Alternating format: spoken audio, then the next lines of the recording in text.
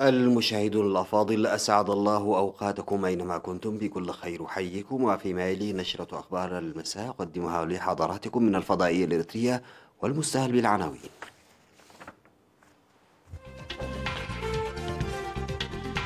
استمرار تبرعات التصدي لفيروس كورونا.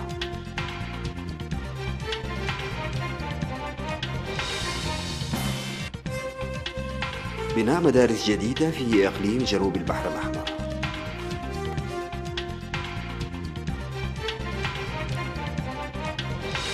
ارتياح لتوفر خدمات المياه في هوميد.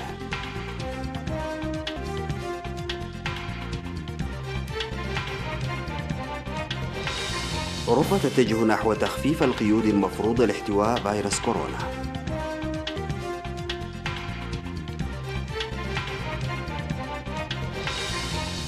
مسلح ينفذ أسوأ عملية إطلاق نار تشهدها كندا منذ 30 عاماً. أستراليا ستجبر جوجل وفيسبوك على الدفع مقابل نشر المحتوى الإخباري.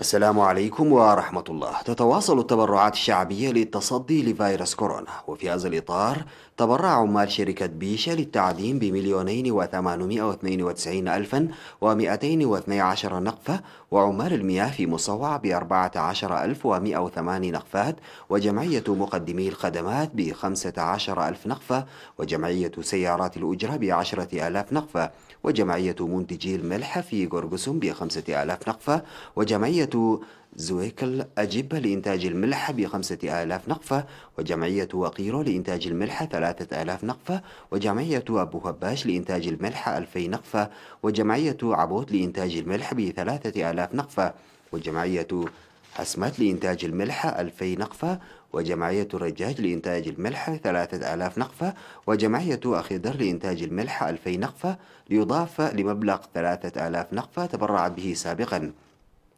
ومؤسسة ترحاس ستيفانوس لإنتاج الملح 4,000 نقفة.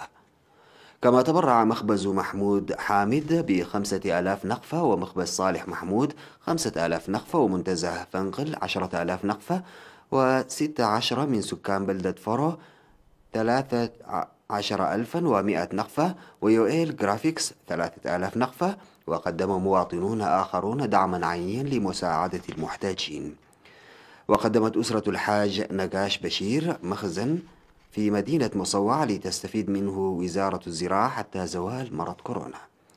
وتبرع الإريتريون في أستراليا ونيوزيلندا ب158,600 دولار أسترالي و22,000 دولار نيوزيلندي. وأفادت المعلومات الواردة من هناك بأن المواطنين المقيمين في أستراليا أضافوا إلى تبرعهم السابق في المرحلة الأولى الذي كان في 8 من إبريل مبلغ 97,730 دولار، قدموا في المرحلة الثانية 60,870 دولار. وأضاف المواطنون في أستراليا على تبرعهم السابق ب5,000 دولار، أضافوا إليه 17,000 دولار. وتم إخراج 23 كنتال من الذرة ومواد استهلاكية أخرى في مديرية صورونة، وقدم الدعم للمحتاجين في ضواحي أدكارو وسناغا وبلدة صورونة، ويستمر الدعم في ضواحي المديرية الأخرى. وقرر المواطن أسفاو منرهايلي وزوجته السيدة أبابا تسفاي المقيمان في أمريكا إلغاء إيجار شهرين لمستأجري منزله في عتكليزان، وكذلك السيد هابتي قبرآب المقيم في ألمانيا إلغاء إيجار شهرين لمستأجري منازله في قجرة بأسمرة.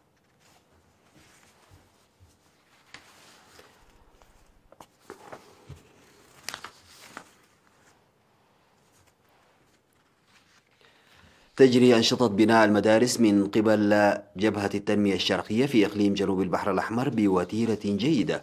وقال مسؤول إدارة المشاريع في قسم التنمية العمرانية في الإقليم المهندس عند برهان قبرهوت لوكالة الأنباء الإريترية بدأ الإنشاءات حتى الآن في 5 مدارس بموجب البرنامج الموضوع لبناء 9 رياض للأطفال ومدارس ابتدائية بحوالي 1,000,000 نقفة، وتجري الاستعدادات للبدء في البقية. وتشيد المدارس الابتدائية 3 وروضتي أطفال التي اكتمل 85% من بنائها في قرى ران رمادان بمديرية الرعتة وألالي بمديرية جنوب دنكاليا. وستشيد المدارس المتبقية في واده وأفامبو وبيلول.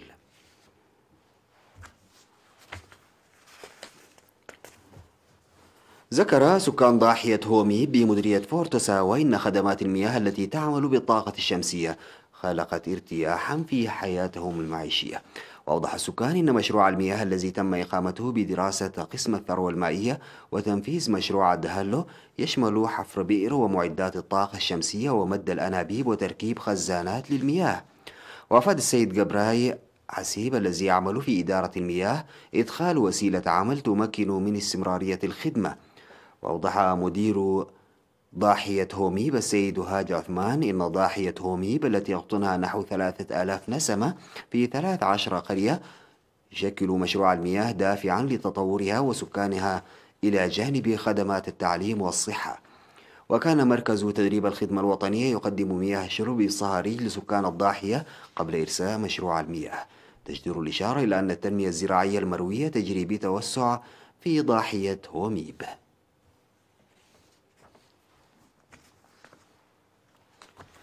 تساهم عيادة روروبيا بمديرية فورو بدور مقدر لرفع الوعي الصحي ورعاية الأمومة والطفولة. وقال مساعد التمريض السيد محمود سراج إن العيادة وإلى جانب رفع الوعي بفيروس كورونا وتطبيق التعليمات الصادرة تقدم الخدمات ليومين بوسيلة تراعي التباعد الاجتماعي. وأوضح مستخدمو العيادة ارتفاع وعيهم الصحي في الطب الحديث وإن اتباع الحوامل للإرشادات المقدمة والمتابعة المستمرة لضمان صحتهن وأبنائهن. وتشير الوثائق إلى أن التطعيم بلغ نسبة 95% في ضواحي روروبيا ومحفيد وعربيتو وروبا حداس نتيجة لأنشطة العيادة عام 2019.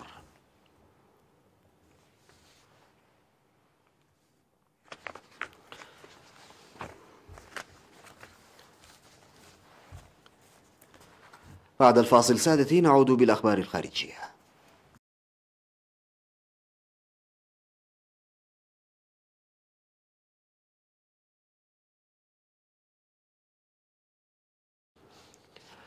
بدأ أن التدابير المتخذة في كبرى الدول الغربية لكبح فيروس كورونا المستجد تؤتي ثمارها في وقت تستكمل الاستعدادات لتخفيفها بحذر وضمن مهل وشيكة نسبيا. وعود الفيروس بحياته ما لا يقل عن 168 ألف شخص في العالم منذ ظهوره في ديسمبر في الصين، وفق حصيلة أعدتها وكالة فرانس بريس استنادا إلى مصادر رسمية. وفي سابقة تسجل في أوروبا القارة التي تعد نحو ثلثي وفيات الجائحة، بدأت ألمانيا في تخفيف القيود اعتبارا من الاثنين مع إعادة فتح غالبية المتاجر التي تقل مساحتها عن 800 متر مربع. ومع أكثر من 135 ألف إصابة مؤكدة ونحو 4000 وفاة، باتت الجائحة في ألمانيا تحت السيطرة وفق وزير الصحة ينس سبان. وحذرت أنجيلا ميركل المستشارة الألمانية بأن هذا النجاح المرحلي لا يزال هشا. وتعتبر السلطات في النرويج أن الفيروس بات تحت السيطرة وفتحت دور الحضانة، وسيرفع الحظر المفروض على الإقامة خارج المنزل. وفي مرحلة ثانية تبدأ في 27 من إبريل ستفتح المدارس والجامعات جزئيا.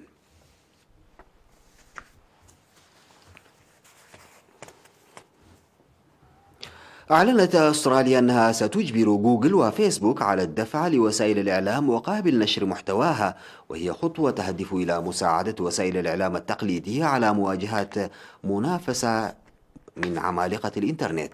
وقال جوش فرايدنبرغ وزير الخزانة إن القواعد الإلزامية ستقدم بحلول يوليو، وبموجب هذه القواعد ستجبر الشركتان الأمريكيتان على الدفع لناشري الصحف مقابل إعادة استخدام محتوياتهم على الشبكة العنكبوتية. ويأتي هذا الإعلان بعد 10 أيام من إصدار الجهة المسؤولة عن المنافسة العادلة في فرنسا أمرا لشركة جوجل بالتفاوض مع الناشرين ووكالات الأنباء في فرنسا حول البدل التي عليها دفعه مقابل نشر محتوياتها. وكما هي الحال في العديد من البلدان، فإن تأثير عمالقة الإنترنت في أستراليا هائل على ناشري الصحف.